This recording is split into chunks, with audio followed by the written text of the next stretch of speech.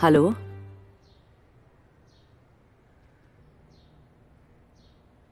बर.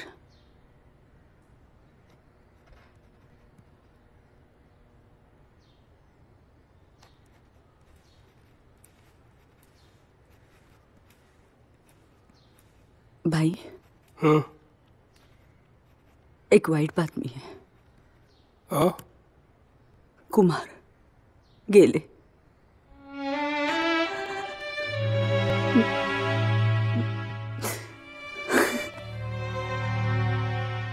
ऋणानुबंधांच्या जिथून पडल्या गाठी, भेटीत तुष्टता मोठी.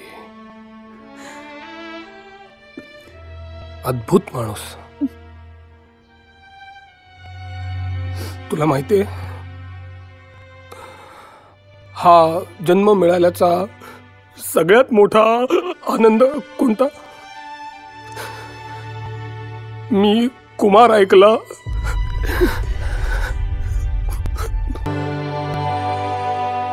शिरीष, पाहिलं मी. हिज सबकॉन्शियस माइंड मे बी.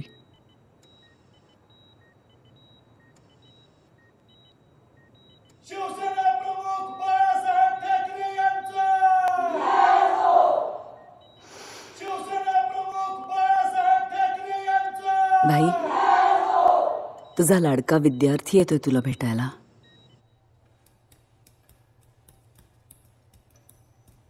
काय रे थापा, साहेब कुठेत? या या पंत या. जय महाराष्ट्र साहेब. जय महाराष्ट्र. जय महाराष्ट्र. बसा बसा.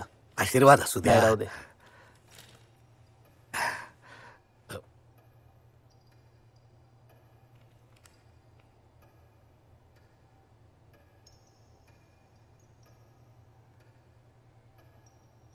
पंत,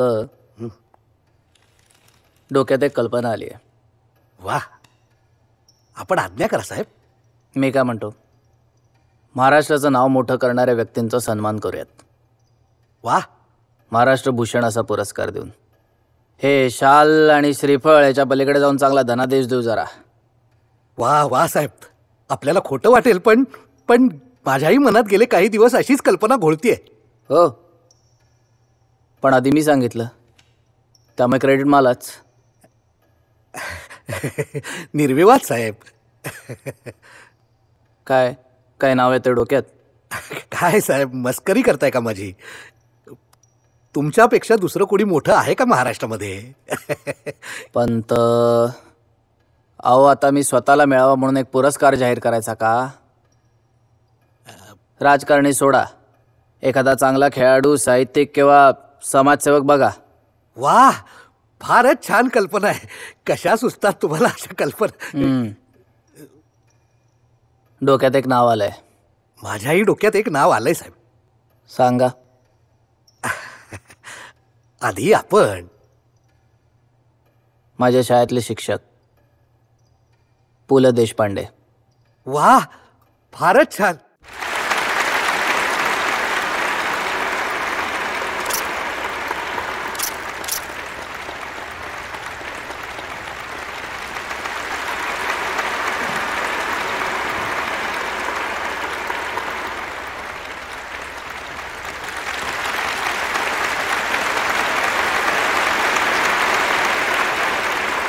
खरं तर आज मला खूप बोलायचं होतं. तुम्ही सकल रसिक माझे मित्रच आहात. तुम्ही माझं लेखन गोड मानून मला मोठं केलं. पण आता तब्येत साथ देत नाही. त्यामुळे या पुढचं माझं मनोगत माझी पत्नी सुनीता तुम्हाला वाचून दाखवेल. भाई, आता लिखाण बंदच का? आता तब्येत साथ देत नाही आणि कम्प्युटर एवढा शब्दच फक्त माहिती आहे. अहो, मग डिक्टेट करायचं कोणाला तरी. एक डिक्टेटर आहे ना. मग दुसऱ्याची काय गरज आहे?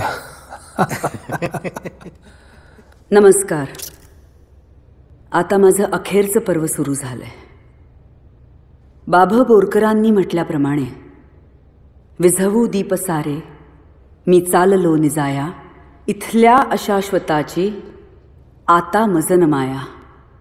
अशा ह्या वातावरणात निवडणुकांमध्ये निवडून आलेले पक्ष लोकशाहीपेक्षा ठोकशाही पसंत करतो असं म्हणतात, तेव्हा खूप यातना होतात.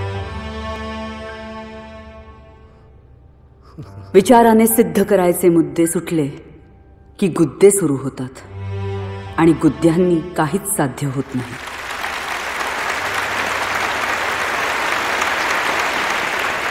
आपल्याला न पटलेला विचार दडपून टाकणारे राज्यकर्ते साऱ्या सामाजिक प्रगतीला अगतिक करतात.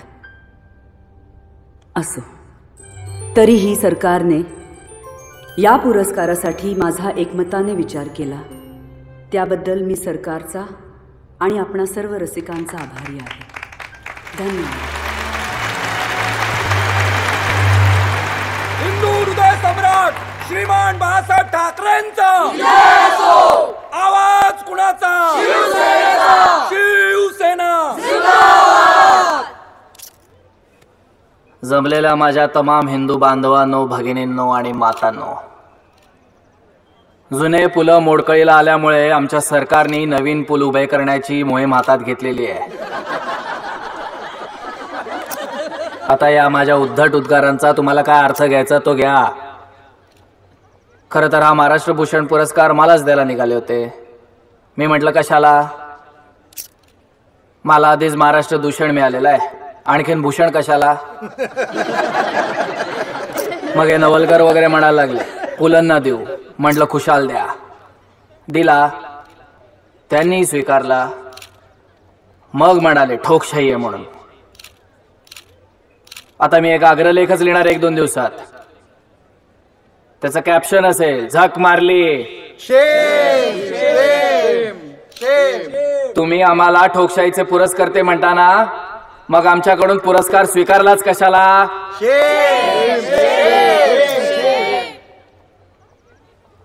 आजही आम्ही पुलंना मानतो. दौऱ्यात गाडीत त्यांचीच कसेट ऐकतो. वर म्हणतोय असा पुलव होणे नाही. पण आजची परिस्थिती बघून असं वाटतं असा पुलव होताच कामा नये. शिवसेना. शिवसेना.